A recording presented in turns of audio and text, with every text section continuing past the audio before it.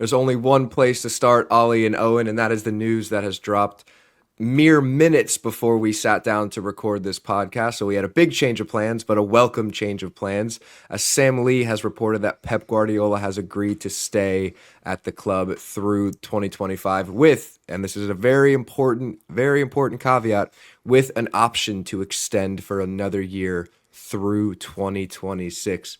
Owen, initial thoughts? I'm buzzing. I'm annoyed he's cancelled our plans for the original episode, but as you Yeah, we said, did we'll have keep some that for a great rainy day. rainy day international break content, but we'll have to save it for. It feels like there's an international break every 6 days at this point. So Yeah. In all seriousness, now you couldn't.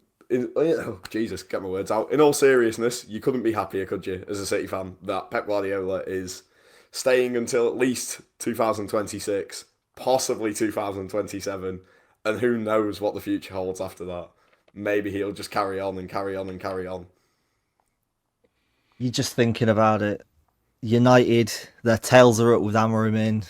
Liverpool, top of the league with Arnie Slot, but they ain't Pep Guardiola, are they? They're not Pep Guardiola. Pep Guardiola, the 4 times in a row champion of the Premier League, the treble winner, the only current manager in English football to have, even got close to some of the achievements he's managed. What a phenomenal day for Manchester City. 10 years of Pep Guardiola. Imagine going back to 2016 and telling him, never mind telling the fans, telling him he'd be here for 10 years.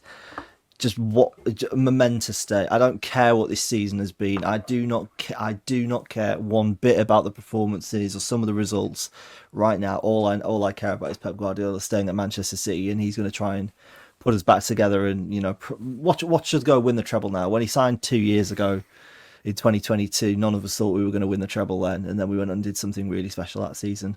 Maybe this is the kick up the arse the club needs to do something special this season. well, this has been a pattern, hasn't it, Owen? Because you think back to that treble season, and there was large spells of that season where City weren't very good, and the extension that Pep had signed before that, I believe, was the COVID season where City were in the midst of their worst start of the Guardiola era, and maybe the Sheikh Mansour era, and they extended him in the middle of that run. And I remember putting it out there online, kind of being like, I don't know many other clubs that would announce an extension for their manager in a record poor start in the Premier League. But this seems to be a bit of a pattern. Let's talk about what Ali brought up there, and that's this season and how this impacts the short term, because we'll get on to the long term later on in the episode, especially with the option of extending him for a second year through 2026. But does this potentially give a kick up the backside to the players at the moment, given, obviously we've had the injuries and we've spoken about that at length on this podcast and how much that's impacted the last stretch of games. But, not only has there been injuries, but there has been players that have been underperforming. And is there a case now that, especially with that potential 2-year option, that we know a little bit of a rebuild is coming, and maybe there's players like Bernardo Silva and players of that ilk that may be playing for their future at the club, given what they've already given to the club and the way things are going now? Yeah, it's huge. It's the biggest statement of intent the club could make in terms of kind of where they're going now. It's signalling that Guardiola's the man who will take City through the next stage, because you look at the squad, it's an aging squad now. The majority of the top players are reaching 30, if not already. But the club haven't gone, we're getting a new squad, let's get a new manager and start fresh. It is Guardiola as that man. And it will give the players a kick up the arse for the rest of the season. It will, there's been rumours of discontent within the first team dressing room. But if he shows he's committed, everyone else is going to jump on with him. It happened in the treble year. It happened in that COVID year, like we mentioned. It's destined, almost destined to happen again under Pep Guardiola. He is, in my opinion, and everyone else's opinion, the greatest football manager to ever walk this earth, and I'm not hearing what the lot from Trafford have to say. Pep Guardiola is the best to do it, and he will carry on doing it at City for at least 2 years. Ollie, is it going to be a pattern continued? The Pep extension coming at a poor stretch of form, and it's the kick up the backside that the players now go on and do, create more history? Get on board or get off. That's the message, I think, from this. It's to the players who are showing signs of discontent. Get on board or go. We don't need you here. We will find other players. We will find hungrier players if we need to. But I think if there is if a footballer isn't enthused about the chance to work with Pep Guardiola for 2 more years potentially, they're playing the game for the wrong reasons at this point. I don't care how long you've been at Manchester City. You know, some of the guys, you know, the names that we've talked about all season: Kevin De Bruyne, Bernardo Silva, Mateo Kovacic, Ilkay Gundogan. It's not a surprise that they're all midfielders as well, and that's, you know, the key part of Guardiola's teams, the engine room. But you know, this is the challenge. Can they go and do it again? It's hard enough to win 3 in a row. It's hard enough to win 4 in a row. Can they go and make it 5? This is the thing that's got to drive them there. And then you just think about next year. We'll get Rodri back. You know, we're obviously going to see some players go. We're going to see some new faces come in. It's going to be a big few months. And I'm just looking at January now. What does this mean for January? You know, are we going to see that war chest open a little bit and City dip their toes into a relatively tough market? Because they need to. I think they need to. And that's a conversation that we can continue having. But I think Guardiola's clearly made some demands of City's hierarchy going forward, especially with the changes we're seeing. You know, new director of football coming in. He'll have made some demands. And because he's Pep Guardiola, if they say no, then he walks. It's that simple. But this is a really, really key moment. You know, if the players respond to this how they always have previously, and I think they will, then the sky's the limit for this team, as it always is. Yeah, not only Owen is it a potential kick up the backside, but it also just kind of settles some instability. You know, it doesn't help that in the midst of this poor stretch of games where City have lost four games in a row for the first time in the Abu Dhabi era, I believe. That you know they also have these question marks lingering over who's going to be the manager in the summer and what that means with a new sporting director coming in, and it felt like everything is sort of up in the air at the club at the moment, and we've got players that we mentioned, your Kevin De Bruyne's and Ederson's and Bernardo Silva's of the world, that you know it feels like their time may be coming to an end, and this just helps settle that instability, and it gives you a lot more comfort in familiarity. You know how the summer is going to go. We've been at this point with this City team before, and how they may approach this summer, and you know potentially even January. So I think for me the most important thing is that question mark that's lingering over the whole season is gone now. Yeah, to me, it settles a lot of questions that aren't just, is Guardiola staying? It probably says Yeah. quite a lot about what players will be extending their contracts in the next year or two. It says quite a lot about, you know, there's talk about a new Erling Haaland contract. It probably says quite a lot about anything that there's a question mark over within the club right now. This is what determines it. If Guardiola's staying, nearly every question I have about the football club, and anyone could have, is answered by him saying, I'm willing to stay.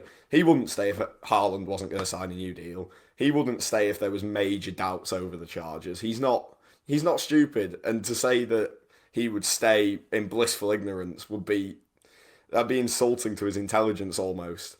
But it says that City are going to do a lot now. I think January we will see money spent. I think they will trust Guardiola and let him have his way. I don't think he got his way in the summer fully, because I don't think he was certain whether he was staying.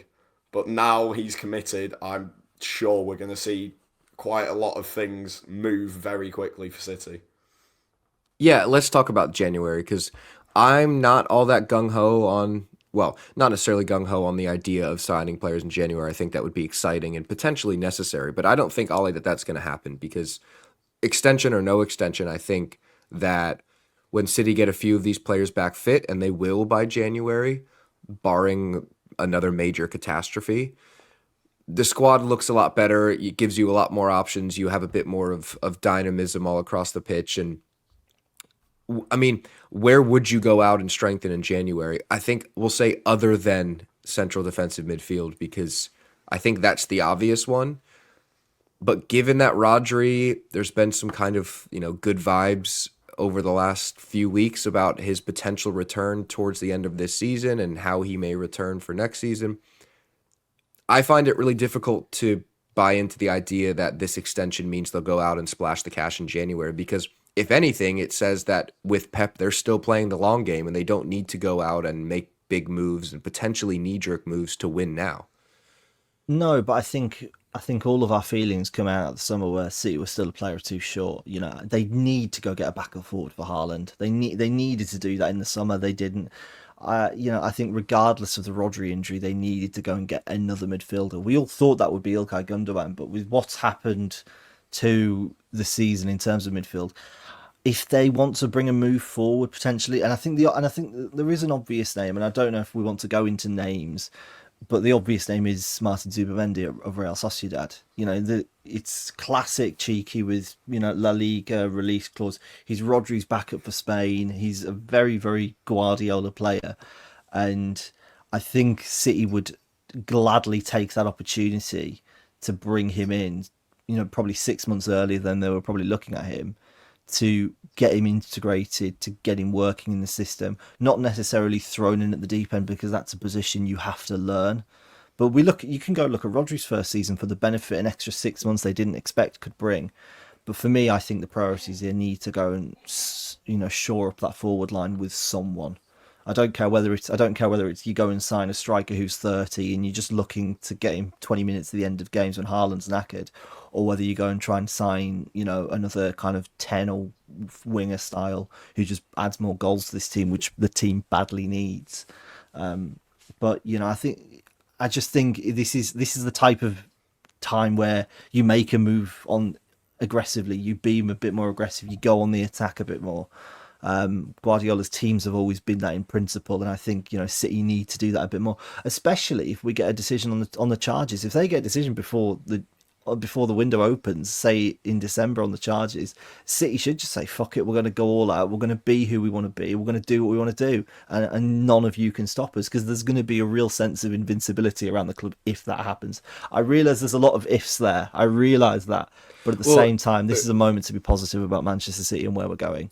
We have this tweet from Prestwich Blue, who responded to us on Twitter, and they said, and obviously, look, this is, you know, I am quoting here. You can read into it whatever you'd like.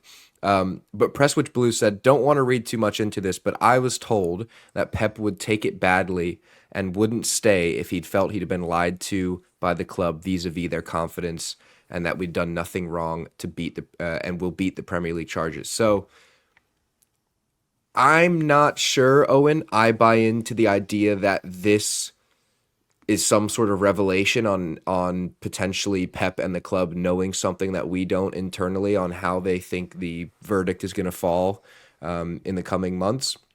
Because I think if you're the club, you have to continue going on as business as usual. And I think that extending your most successful ever manager and the greatest ever manager to walk the earth is business as usual. That's something that you're going to do kind of no matter what.